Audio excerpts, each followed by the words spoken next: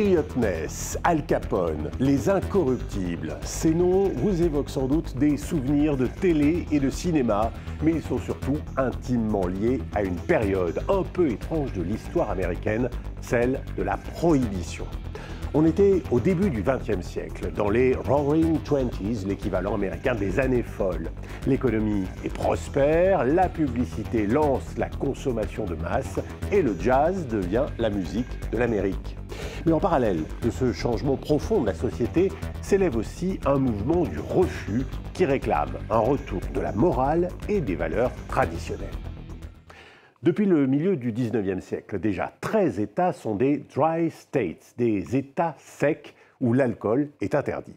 Et en janvier 1920, c'est carrément un nouvel amendement de la Constitution, le 18e, qui entre en vigueur. Il interdit la fabrication, le transport, la vente et l'importation de boissons alcoolisées. L'objectif est bien sûr de réduire la consommation, qui est effectivement massive depuis l'époque du Far West. Mais ce qui est sûr, c'est que la prohibition va entraîner la création de dizaines de milliers de bars clandestins à travers le pays, les fameux speak-easy, et nourrir le crime organisé. En 1933, dans une Amérique affaiblie par la crise économique, le 18e amendement est finalement supprimé. Mais certains États, certaines villes sont encore aujourd'hui sans alcool, et 90 ans après son abolition, cette politique a laissé des marques à travers les États-Unis. Billet retour sur les traces de la Prohibition, c'est un reportage de Fanny Allard.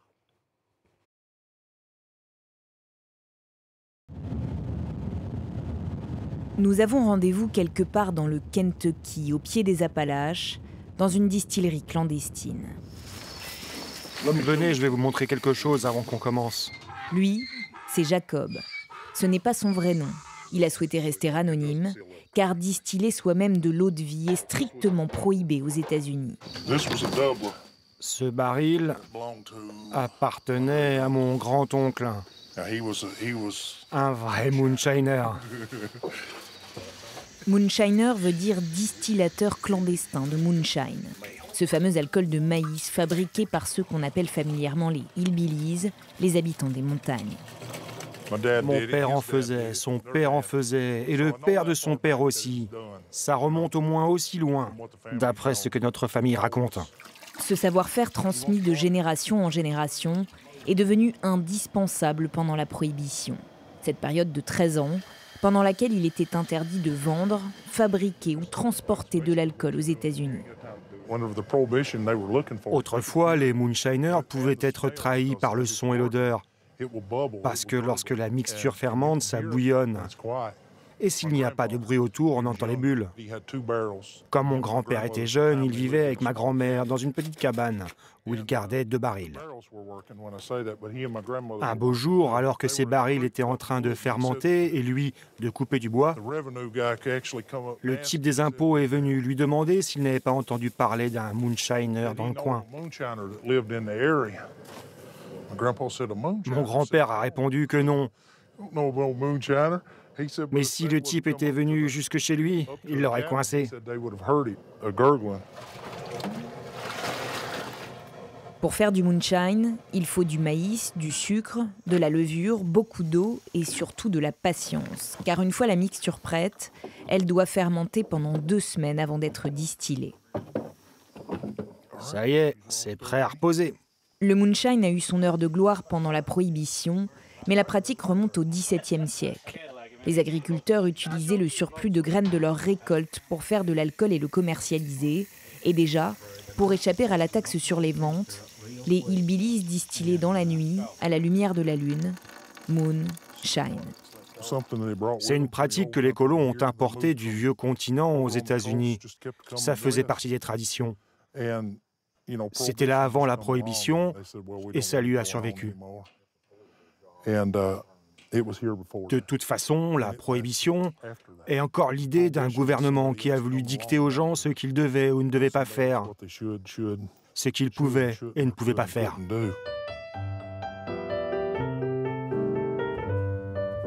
La Prohibition signe l'avènement du crime organisé.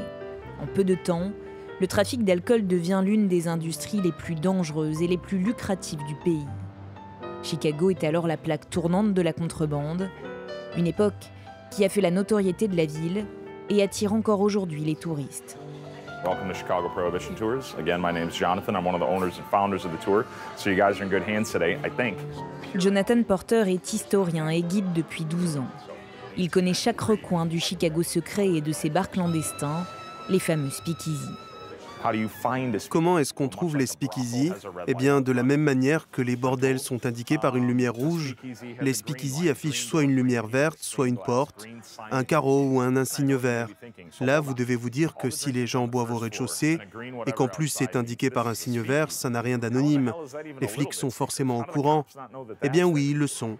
La plupart du temps, ils sont même très bien payés pour faire semblant de ne pas voir ces speakeasy. Chicago compte à l'époque entre 10 000 et 20 000 speakeasy, dont la grande majorité dépend de la mafia irlandaise et italienne. C'est l'époque des gangsters, où les noms de Bugs Moran, John Dillinger, mais surtout d'Al Capone, font régner la terreur.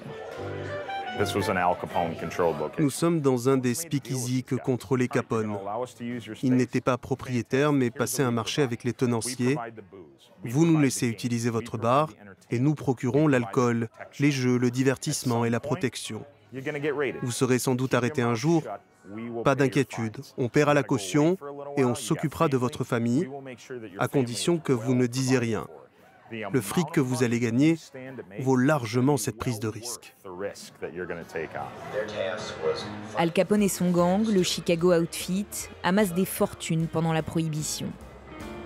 En 1927, le bureau du procureur fédéral estime le chiffre d'affaires de l'organisation à 105 millions de dollars. Si Chicago est aussi profondément lié à la Prohibition, c'est aussi parce qu'à l'époque, c'était un carrefour. Tous les chemins de fer passaient par ici. Toutes les routes, donc, si vous arriviez à faire venir votre alcool à Chicago, c'était la garantie de l'exporter dans le reste du pays. L'alcool est notamment transporté dans des tunnels. Chicago devient la capitale américaine du crime.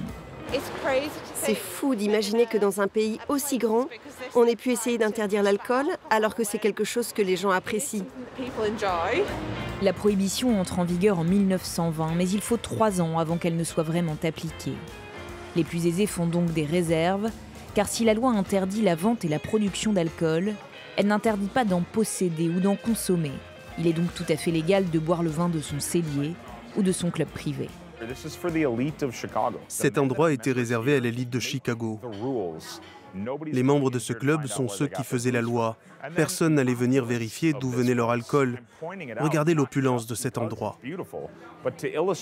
J'insiste là-dessus pour vous montrer la différence entre riches et pauvres. Les gens normaux devaient passer par des bars souterrains, des gangsters et par les tripots. Ce qui devait être bien plus marrant d'ailleurs. Mais tout ça pour dire que si vous aviez de l'argent pendant la Prohibition, rien ne changeait pour vous. L'alcool clandestin est parfois coupé au méthanol ou à la térébenthine, ce qui laisse des milliers de gens aveugles ou paralysés quand ils n'en meurent pas. Interdire strictement l'alcool a donné un boulevard aux criminels qui finalement l'ont rendu plus dangereux pour la société. De manière générale, je crois que la prohibition ne marche pas. Mais l'encadrement de la consommation par des lois, ça oui. Et cette époque nous a donné des lois qui ont permis de limiter les effets néfastes de l'alcool. Ces effets néfastes sont considérables au début du XXe siècle. À cette époque, il y a environ 300 000 saloons à travers le pays. Un homme boit en moyenne 9,5 litres de liqueur par an, l'équivalent de 13 verres par semaine. L'alcoolisme est courant, et avec lui les violences conjugales. Ce sont donc les femmes qui les premières militent pour la prohibition.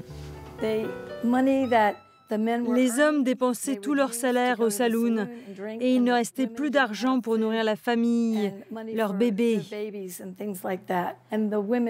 Et donc les femmes allaient prier à genoux littéralement devant les saloons pour demander leur fermeture. Nous sommes dans le Maryland où Bunny Galadora préside le WCTU, le syndicat des femmes chrétiennes pour la modération.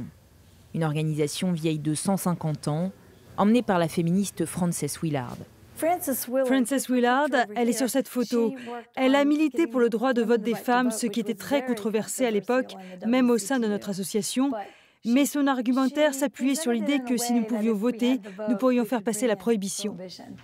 Le syndicat compte toujours des représentantes dans 28 États, dont les convictions sont intactes. Nous sommes pour l'abstinence totale, qui doit s'appliquer à tout ce qui peut être dangereux.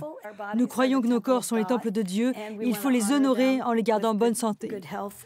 Bunny a notamment milité pour préserver les comtés du Maryland dits secs, ces comtés où le gouvernement local interdit totalement ou partiellement la vente d'alcool. Voilà, ce sont des photos de campagne que nous avons menées pour que Damascus reste sec. Nous avons gagné 2 fois, mais la 3e, malheureusement, il y avait de nouveaux votants et nous avons perdu. Et la ville est devenue mouillée, comme on dit ici. Après 1933 et la fin de la prohibition nationale, la question de la réglementation de l'alcool a été laissée aux États qui, pour certains, ont autorisé les juridictions locales à statuer. Le Maryland ne compte plus de comté sec aujourd'hui, mais celui où vit Bunny opère selon ce qui s'appelle un modèle de contrôle. Nos magasins d'alcool sont gérés par le gouvernement du comté de Montgomery, qui est le distributeur de toutes les ventes d'alcool dans le comté, y compris la bière, le vin et les alcools forts. L'alcool n'est donc vendu que dans des magasins dédiés, mais pas en grande surface. Vous voyez ici, il y a toutes sortes de boissons disponibles, un peu partout, mais il n'y a pas d'alcool. Nos supermarchés ne vendent pas d'alcool. On est au Giant, il n'y a pas d'alcool, et c'est une très bonne chose. Les alcooliques ou les gens qui pourraient simplement être tentés n'ont pas d'alcool sous le nez. Peut-être pas sous le nez, mais la porte à côté. À seulement 20 mètres, se trouve un magasin d'alcool. Le fait qu'il faille marcher un peu plus rend les choses quand même moins commodes. Un archaïsme législatif qu'on pourrait juger un peu hypocrite, et qui conduit d'ailleurs parfois à des situations cocasses. Dans le Tennessee, le comté de Moore est toujours sec, pourtant, il héberge la plus vieille distillerie des États-Unis, celle de Jack Daniels, dont Chris Fletcher est le maître distillateur. Vous ne pouvez pas acheter de vin ou de spiritueux, ni en commander dans un bar ou un restaurant. Le seul endroit où il est possible d'acheter une bouteille, c'est dans notre boutique souvenir, ici, sur la propriété de la distillerie. L'État nous autorise à vendre notre whisky parce qu'il est fabriqué ici. Mais c'est la seule exception dans le comté. Ça a l'air contraignant comme ça, mais il suffit de prendre sa voiture et de se rendre dans l'une des villes voisines qui sont toutes des villes mouillées. Jack Daniels a commencé à fabriquer du whisky en 1866, mais la distillerie n'a pas survécu à la prohibition.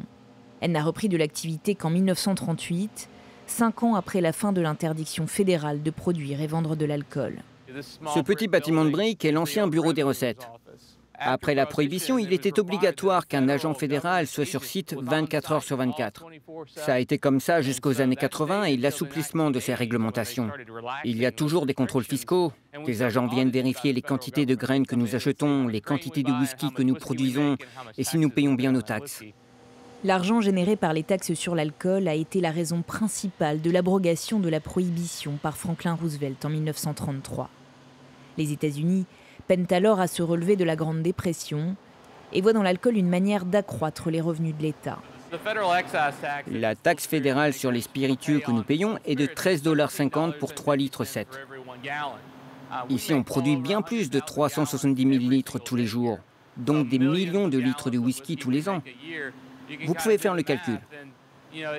C'est un sacré revenu pour le gouvernement fédéral, donc ça m'étonnerait qu'il y ait une nouvelle prohibition.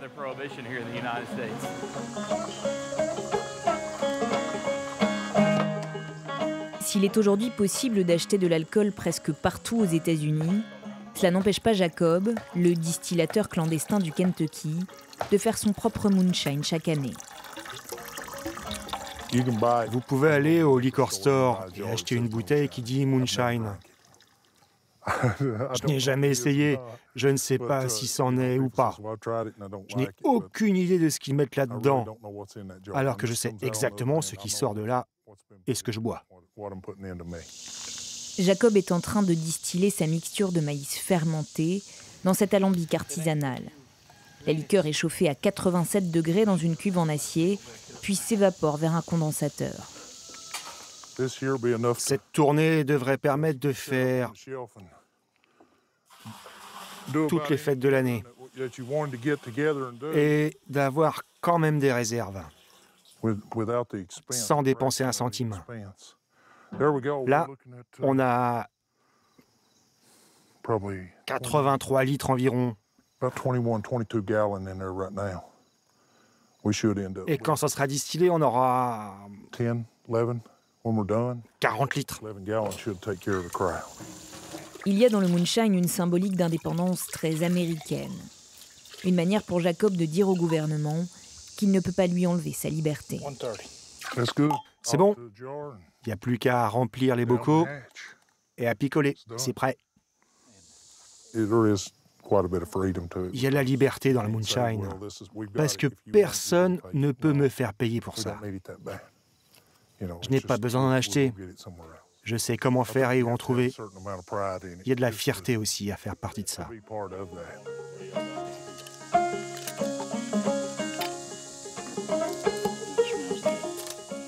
La prohibition a probablement été la loi la plus impopulaire en vigueur aux États-Unis. Bien qu'elle ait créé un marché noir, elle a aussi permis de faire baisser la consommation d'alcool et les maladies qui lui sont liées. L'alcool tue 140 000 personnes par an aux États-Unis. C'est plus que le fentanyl. Et voilà pour ce reportage aux États-Unis, 90 ans après la fin de la prohibition. Un reportage que vous pourrez retrouver bien sûr sur France24.com. Je vous dis à très vite pour un nouveau numéro de Billet Auto.